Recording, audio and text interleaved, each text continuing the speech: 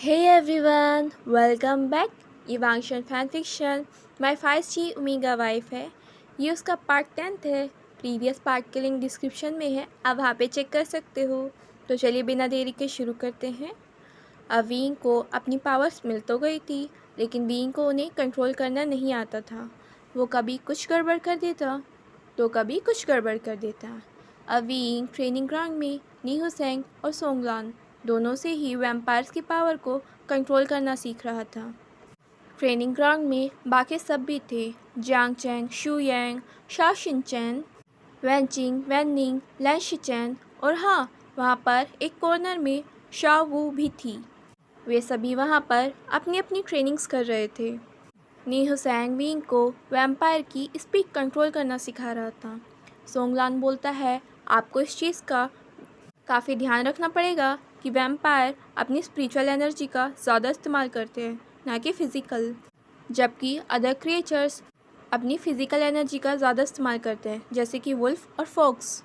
नीहुसेंग बोलता है, वैम्पायर के पास उनकी एनिमल फॉर्म नहीं होती, लेकिन उनकी स्पीड भी काफ़ी होती है, जैसे कि फॉक्स और वुल्फ की होती है। लेकिन आप एक नॉर्मल वैम्पायर नहीं हो, बल्कि सर वैम्प हो, तो डेफिनेटली आपकी स्पीड तो वैसे भी ज़्यादा होगी और आपके पास फॉक्स की ताकत भी है।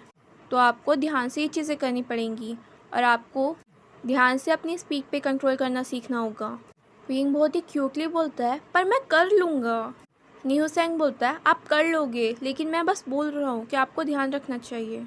विंग बोलता है, हाँ मैं कर सकता हूँ, तुम्हें मेरे टैलेंट पे शक है? नीहुसेंग बोलता है, नहीं मुझे शक नहीं है, मैं बस बोल रहा था कि आप ध्यान। तभी विंग बीच में बोल पड़ता है, मैंने सुन लिया, मैं ध्यान रख लूँगा। और तुम भूल गए क्या, मेरी शादी किंग से हुई है? सोच लो, अगर तुमने मुझे किसी चीज़ को करने से मना करा या फिर वांगजी को पता चला कि तुम मुझे बुली कर रहे हो, तो फिर तुम्हारा क्या होगा? ये सुनते ही तो नीहुसेंग बस विंग को देखता ही रह जाता है। तभी पीछे से जियांग चैंग आता है और वो विंग के सर में मारते बोलता है, नालायक, क्यों परेशान कर रहे हो उसे? एक तो वो तुम्हें सिखा रहा है, तो तुम्हें अच्छे से सीखना चाहिए नहीं, लेकिन तुम्हें तो और ज़्यादा मस्ती में आना है और उसे भी परेशान करना है। जियांग चैंग विंग की तरफ आंखें घुमाता रहता है बस। विंग जियांग चैंग की तरफ पार्ट बनाते बोलते हैं, क्या जियांग चैंग, तुमने मेरा सारा मज़ा ख़राब कर दिया। मैं तो बस मजाक कर रहा था और ये मैंने ऐसे ही बोल दिया। जियांग चैंग बोलता है, मजाक? ऐसा मजाक जिससे कोई डर जाए, है ना? सही है, अपने मज़े में दूसरों को सज़ा दिला दो, है ना? विंग बोलता है, लेकिन इसमें डरने वाली क्या बात थी, मुझे तो कहीं भी नहीं लगा। उसके बाद विंग नीहुसेंग की तरफ मुड़ते हुए बोलता है, क्या तुम डर गए थे? बोलो ना, मुझे तो नहीं लगा कि इसमें कुछ डरने वाली बात थी, मैंने तो बस एक छोटा सा मजाक किया है। नीहुसेंग विंग की इन बातों का कोई जवाब नहीं दे पाता। वो तो विंग की बातों से पहले ही टेंस हो गया था। शू यांग हंसते हुए सोचता है, हाँ हाँ, आप क्यों डरोगे, क्योंकि आपके सामने तो उनकी हमेशा लवली साइड आई है। डरना तो उनको है जिनके सामने उन्होंने हमेशा अपनी खतरनाक वाली साइड दिखाई है, जिसमें वो देखते भी ऐसे हैं कि मानो अगला नंबर उन्हीं का हो मरने का, जिस इंसान को वो अपनी आंखों से देख रहे हैं। जियांग चैंग बोलता है, अब उसे परेशान करना बंद करो और अपनी ट्रेनिंग करो अच्छे से, जैसा वो सिखा रहा है वैसा सीखो। विंग जियांग चैंग की तरफ पार्ट बनाते बोलता है, हाँ हाँ सीख रहा हूँ। उसके बाद विंग ग्राउंड में दौड़ना शुरू करता है। स्टार्टिंग में विंग अच्छा कर रहा होता है, उसकी स्पीड भी कंट्रोल में होती है, इस चीज़ से वो काफ़ी ज़्यादा खुश हो रहा होता है। अब जैसे जैसे विंग अपनी स्पीड को बढ़ाता है, वो रियलाइज़ करता है कि वो अब अपनी स्पीड को कंट्रोल में नहीं कर पा रहा है। लेकिन विंग खुद को रोकने की कोशिश ना करके, बल्कि उसके सामने जो भी पर्सन आ रहा होता है उससे बोलता है, हट जाओ, मैं अपने आप को नहीं रोक पा रहा हूँ, वरना मैं तुमसे टकरा जाऊँगा। अब विंग तेज़ी से चीखने लगता है। जियांग चैंग और बाकी सब विंग की आवाज़ सुनते ही उसकी तरफ मुड़ते हैं। नीहुसेंग बोलता है, मैंने इन्हें अच्छे से समझाया था, लेकिन पता नहीं इन्होंने फिर से क्या गड़बड़ कर दी। जियांग चैंग अपने सर में हाथ मारते हुए बोलता है, ये कभी कुछ काम ठीक से नहीं कर सकता, आखिर इससे उम्मीद भी कैसे कर ली मैंने। जैसे ही जियांग चैंग विंग की तरफ दौड़ता है उसे संभालने के लिए, वो देखता है कि सामने से लान वांगची आ रहा है। जियांग चैंग वहीं रुक जाता है। विंग वांगची को देखते ही चिल्लाता है, वांगची सामने से हटो, हम टकरा जाएंगे। वांगची जो कि विंग की तरफ ध्यान देता है, लेकिन तब तक काफ़ी देर हो चुकी होती है, क्योंकि विंग वांगजी से टकरा जाता है। दोनों ज़मीन पर गिरते हैं। वांग जी ग्राउंड से टकराता है। विंग वांग जी के ऊपर होता है, लेकिन ये कोई रोमांटिक लैंडिंग नहीं होती, क्योंकि जैसे ही वांग जी ग्राउंड से टकराने वाला होता है, उसकी अल्फ़ा एनर्जी से एक शील्ड क्रिएट होती है, जिससे उसकी कमर में चोट लगने से बच जाती है। लेकिन विंग जैसे ही गिरता है, सीधा उसका फोरहेड वांग जी के फोरहेड से टकराता है, जिससे उसके फोरहेड में चोट लग जाती है। विंग एकदम से बोलता है, आउच, मुझे चोट लग गई, और वो पार्ट बनाते हुए अपने फोरहेड को रब करने लगता है बच्चे की तरह। सभी लोग तेज़ी से उनकी तरफ आते हैं। नी हुसैन विंग को उठाने के लिए अपना हाथ आगे बढ़ाता है। विंग अपने एक हाथ को वांग जी की चेस्ट पे रखता है और दूसरा हाथ नी हुसैन को देने ही वाला होता है, जिससे कि वो उठ सके।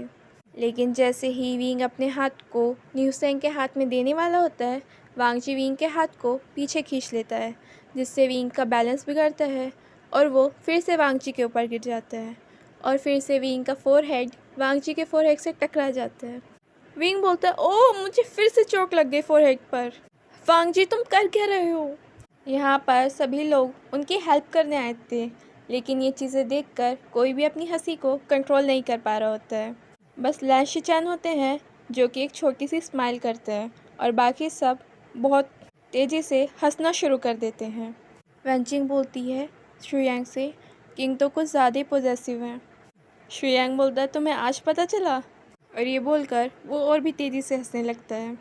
विंग उनकी तरफ देखता है, बुरे लोगों, तुम्हें मुझे उठाना चाहिए, मेरे फोरहेड पर चोट लग गई और तुम लोग ऐसे हंस रहे हो। और वांग जी, तुम्हारी वजह से मुझे दोबारा लग गई चोट। जियांग चेंग बोलता है, हाँ, कोई काम तो तुमसे अच्छे से होगा ही नहीं। विंग मुंह बनाते हुए जियांग चेंग की तरफ देखता है और उसकी तरफ देखते हुए उठने की कोशिश करता है, और डेफिनेटली विंग कुछ इस तरह से उठता है कि वो फिर से वांग जी के ऊपर वैसे ही गिर जाता है और फिर से उनके फोरहेड टकरा जाते हैं।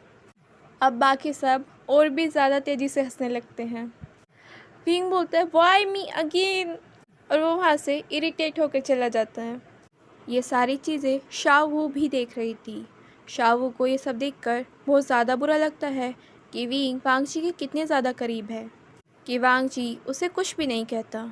ऐसा नहीं है कि शावू विंग से नफ़रत करना चाहती थी, लेकिन शावू ने जिससे प्यार करा था, वो बचपन से ही उसका प्यार वांग जी था, और उसे ये तो नहीं था कि वांग जी कभी उससे प्यार करेगा, लेकिन उसे ये भी उम्मीद नहीं थी कि वांग जी किसी और से भी प्यार करेगा। वो वांग जी की उस कोल्ड पर्सनैलिटी से प्यार करने के लिए तैयार थी, जिसमें उसके लिए थोड़ी सी भी सॉफ्ट साइड नहीं थी। लेकिन अब विंग वांग जी की लाइफ में एक बहुत ही अलग अपना प्लेस क्रिएट कर चुका है, जिसे कोई भी नहीं हटा सकता, और ये सारी चीज़ें शावू को बहुत ज़्यादा बुरी लगती हैं।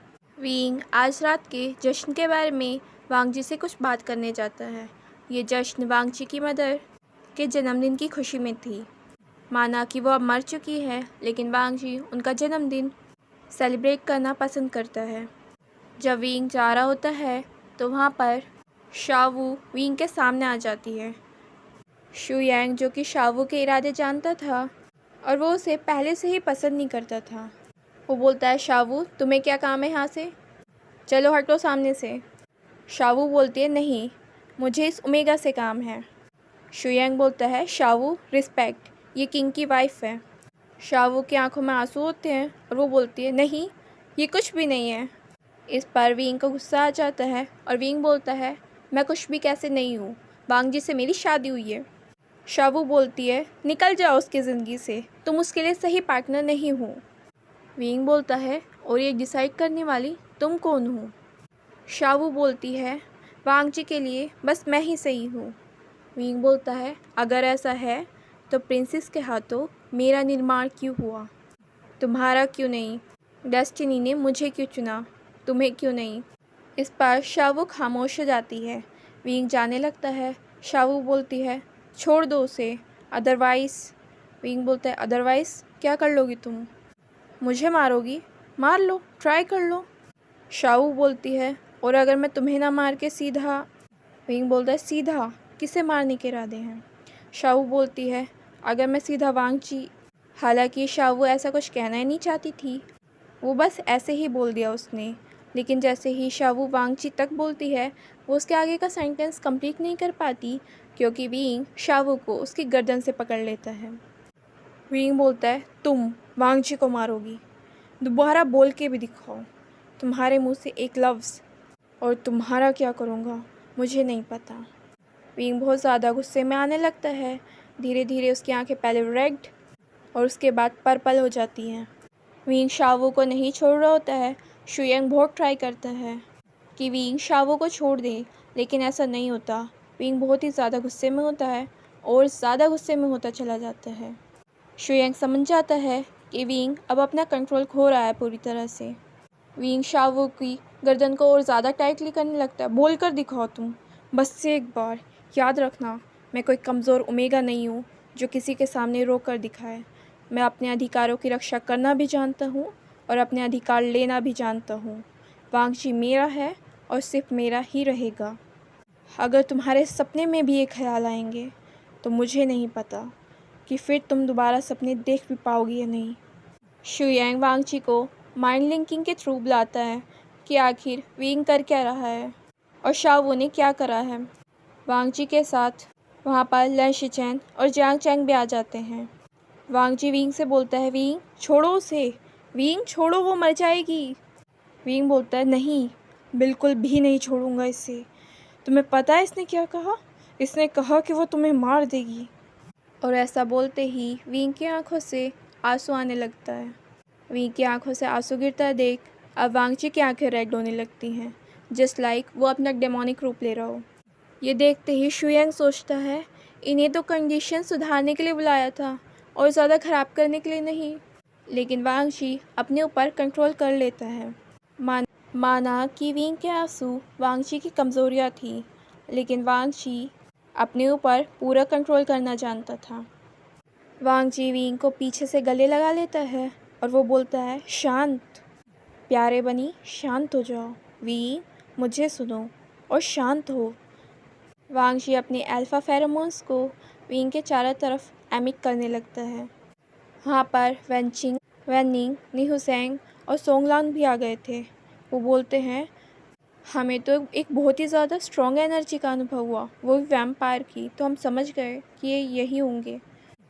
वेनचिंग बोलती है, मुझे भी फोक्स की एनर्जी का इतना स्ट्रॉन्गली अनुभव हुआ, लेकिन वो विंग के स्वरूप को देखकर हैरान थे। धीरे धीरे विंग शांत होने लगता है, लेकिन जैसे ही विंग शांत हो जाता है वो बेहोश हो जाता है। वांग जी विंग को संभाल लेता है और वहाँ से ले जाता है, लेकिन जाने से पहले वो शावू से कहता है, तुम्हें पहले भी वार्न करा था ना, लेकिन तुम्हारी समझ में नहीं आता। शावू, मुझे नहीं पता कि मैं कब तक खुद को रोक पाऊँगा तुम्हें मारने से, अगर तुम ऐसे ही करती रही। उसके बाद वांग जी वहाँ से चला जाता है। शावू अपनी गर्दन पे हाथ फहराते हुए रोने लगती है। पर क्यों? लन शिचेन बोलता है, वो दोनों अब मैरिड हैं और दूसरा मेट भी, तो तुम्हें उन दोनों से दूर रहना चाहिए। यहाँ पर विंग का पॉजेसिव होना भी ठीक था, अब तुम्हें चीज़ें समझनी चाहिए। इसके बाद लन शिचेन भी वहाँ से चले जाते हैं। शुयांग स्माइल करते हुए बोलता है, सही है, किंग को बस कज़न इन लॉ कंट्रोल कर सकते हैं और कज़न इन लॉ को किंग। ये सही में एक दूसरे के लिए हैं। तो गाइस, आज के लिए बस इतना ही।